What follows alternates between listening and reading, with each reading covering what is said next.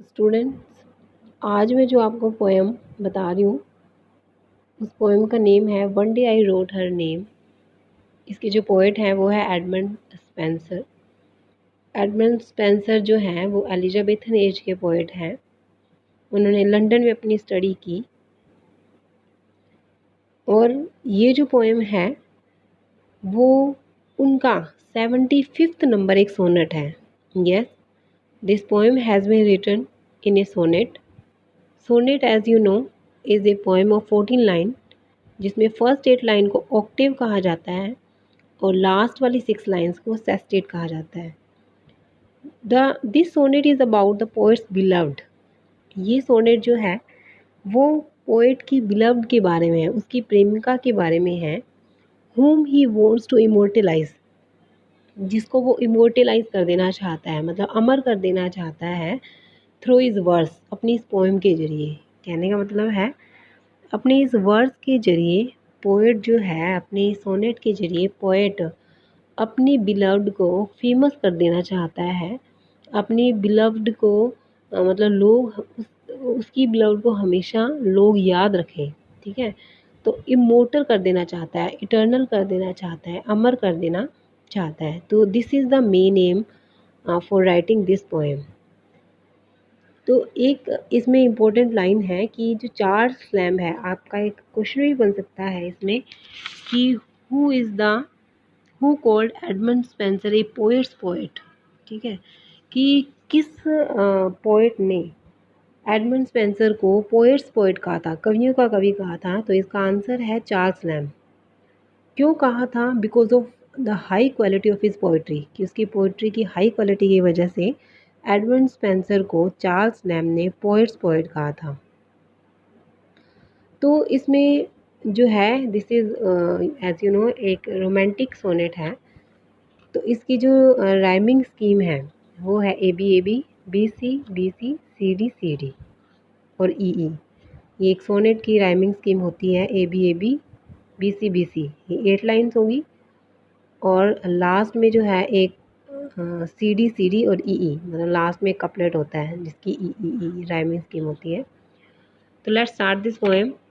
The poem is starting with the line one day I wrote her name upon the strand. कि एक दिन क्या हुआ, मैंने अपनी बिलव्ड का नेम, अपनी प्रेमिका का नेम उस स्ट्रैंड पर रखा। स्ट्रैंड मतलब कोई बीच का किनारा, बैंक जिसको बोलते हो, उस पर लिखा। लेकिन क्या हुआ, बट केम द वेव्स, लेकिन समुद्री लहरें आई एंड वॉश्ड इट अवे, और उस नाम को मिटा दिया। Again I wrote with A second hand, फिर मैंने दूसरी बार उसका नाम लिखा वहीं पर। बट केम द टाइड, लेकिन फिर से समुद्री लहर आई, कोई ज्वार भाटा आया, मतलब जोर की लहरें आई। And made my pen is pray, और फिर उस समुद्री लहरों ने मुझे शिकार बना दिया। कहने का मतलब है मैं दर्द में डूब गया, मीन्स टू से मेरा नाम मतलब मेरी प्रेमिका का नाम फिर से मिटा दिया। फिर नेक्स्ट 4 लाइन में उसकी प्रेमिका बोल रही है वेन मैन, मतलब ये चीज़ जो तुम कर रहे हो व्यर्थ है, कि तुम उस जगह पर मेरा नाम लिखने की कोशिश कर रहे हो जो कभी भी मिट सकता है, ठीक है, जो कभी भी सस्टेन नहीं रह सकता, स्थिर नहीं रह सकता। तो योर ट्राई इज़ वेस्ट, तुम्हारी कोशिश जो है वो क्या है, वेस्ट है।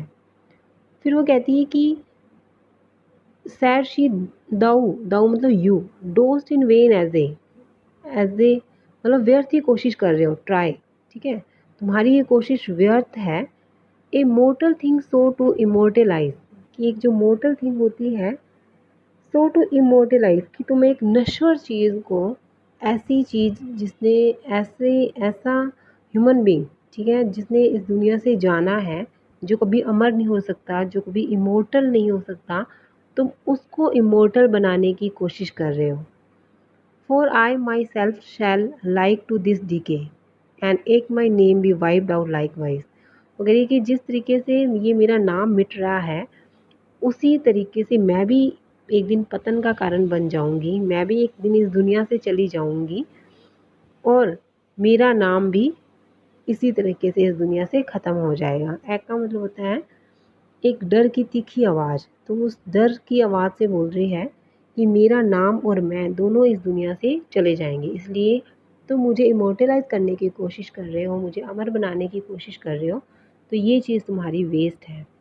नोट सो क्यों आई। तब आगे फिर पोएट की स्पीच आती है, मतलब लवर की स्पीच आती है। द पोएट अपने आप को लवर कह रहा है यहाँ पर। नोट सो क्यों आई लेट बेसर थिंग्स डिवाइस, मतलब नोट सो ऐसा नहीं है, क्यों आई मैंने बोला, लेट बेसर थिंग्स जो बेसिक चीज़ें होती हैं, जो फिजिकल चीज़ें होती हैं, मे डाई वो मर सकती हैं, but the spiritual beauty can certainly B internalised, लेकिन स्पिरिचुअल ब्यूटी को अमर बनाया जा सकता है, ठीक है, लेकिन स्पिरिचुअल ब्यूटी नहीं मर सकती। अगर नोट सो क्यों ताई लेट बेसर थिंग्स डिवाइस कि फिजिकल चीज़ें मर सकती हैं, वो मिट्टी में डस्ट मिट्टी में मर सकती है, मतलब ख़त्म हो सकती हैं, but you shall live my fame, लेकिन तुम हमेशा जिंदे रहोगी, ठीक है, बाय फेम तुम हमेशा फेमस रहोगी, माई वर्स क्योंकि मेरा वर्स तुम्हें फेमस करेगा, तुम इस वर्स के जरिए, इस पोएम के जरिए फेमस रहोगी, तुम्हारे वर्चूज़, तुम्हारी क्वालिटीज़, तुम्हारी मेरिट्स वेयर शैल इटरनाइज वो हमेशा अमर रहेंगी, वो हमेशा इटर्नल रहेंगी, वो कभी नहीं मरेगी, क्योंकि मेरा वर्स तुम्हारी ब्यूटी को, तुम्हारे गुणों को अमर बनाएगा। And in the heavens write your glorious name, इस लाइन का मतलब है एंड इन द हेवंस मतलब मरने के बाद भी, स्वर्ग में भी, दूसरी लाइफ में भी तुम्हारा नेम जो है वो लिखा जाएगा। कहने का मतलब है कि तुम यहाँ भी, इस लाइफ में भी और आगे वाली लाइफ में भी फेमस होगी। Where when as death shall all the world subdue, last वाले कप्तान में कह रहा है कि डेथ जो है वो पूरे वर्ड को सबड्यू कर देती है, पूरे वर्ड को सुप्रेस कर देती है, दबा देती है, मतलब कहने का मतलब है डेथ से सब दबते हैं, डेथ सबको हरा देती है, लेकिन क्या, आर लव शैल लिव, लेकिन हमारा प्यार हमेशा जिंदा रहेगा। एंड लेटर लाइफ रीन्यू, और दूसरी ज़िंदगी जो हमें मिलेगी यहाँ पर भी और अगली लाइफ में भी हमारा प्यार जो है वो जिंदा रहेगा। तो the poet concludes with his firm conviction, poem को पूरा विश्वास है, फर्म मतलब मजबूत, कन्विक्शन मतलब पूरी विश्वास, कॉन्फिडेंस से कह रहा है that his love will survive beyond the boundaries of death and time, कि उसकी लव को डेथ और टाइम का कोई फ़र्क नहीं पड़ता, उसका लव इस लाइफ में भी और अगली लाइफ में भी हमेशा क्या है, जिंदा रहेगा।